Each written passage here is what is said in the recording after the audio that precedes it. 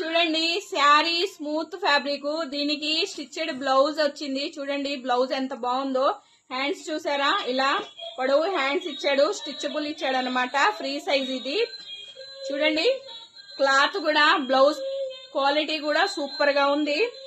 Sari colour combination చూడండి ఇలా వచ్చింది, ఒక ప్యాటర్న్ అనమాట. ఇదొక కలరు చూసారా, ఇదొక కలర్.